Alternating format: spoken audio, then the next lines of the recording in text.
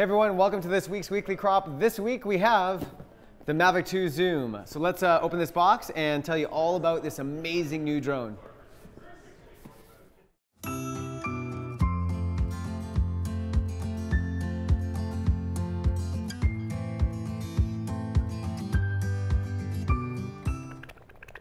So here it is, the new Mavic 2 Zoom, and if you're familiar with the Mavic drones, you'll notice that there's a slight change. I mean, the paint is a slight lighter color of gray, but the big news on this, of course, is the gimbal right here. The previous Mavics kind of felt a bit plasticky, like a little toy. This thing is built with a lot more beef to it. And inside you have a 12 megapixel sensor, still 4K camera.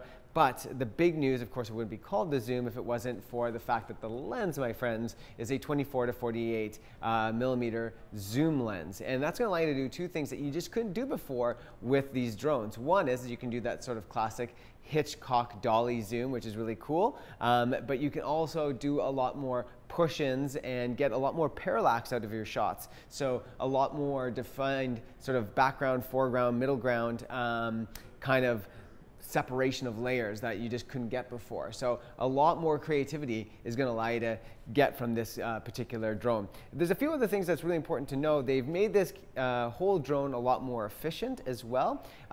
You can get as far as 8 kilometers away to transmit an HD feed, which is great. 8 kilometers is a pretty long ways to transmit that feed. And the drone can go up to 72 kilometers an hour. They've improved the blades and the motor system here. It's apparently 90% more efficient, which means that you're going to get flight times around 31 or up to about 31 minutes, depending, of course, on wind and things like that. And then internally with the codec, we're now looking at a H.265 codec, so it's a lot more efficient of a codec in terms of both quality and compression.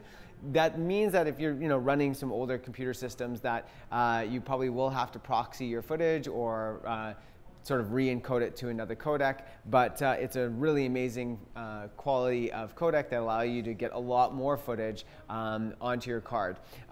In terms of everything else, there's a few other really cool features. It features a 12 megapixel camera or sensor, CMOS sensor, but it allows you to get actually up to a 48 megapixel still image by sort of doing a pan and tilt and stitching those photos together. So you can get some really amazing panoramics out of that. You also have the hyperlapse mode, which is really, really cool. And with the hyperlapse mode, there's a bunch of features and fixes on this thing that you can do a circle, you can define a route and a path, and within that hyperlapse. So it allows for just such an incredible amount of creativity.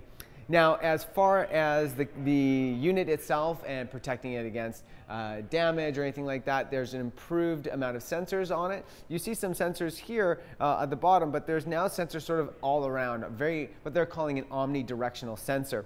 And so that means that basically you're protecting your drone from a lot of hazards in virtually every direction. Now, if you go into sport mode, I know that some of those sensors are deactivated in lieu of sport mode, but for the most part, if you're just flying your drone normally, you're looking at a far better protected drone as a result of this. So this is a pretty incredible drone. Probably one of the best DJI drones for the price, obviously, that you can get, and it's going to make everyone's footage a lot cooler. There's a lot more information on this. Obviously, go to our website at vistek.ca for more information on this drone as well. They're in stock. I wouldn't be holding one in my hands right now if we didn't have them in stock. So visit your store and inquire about these brand new drones.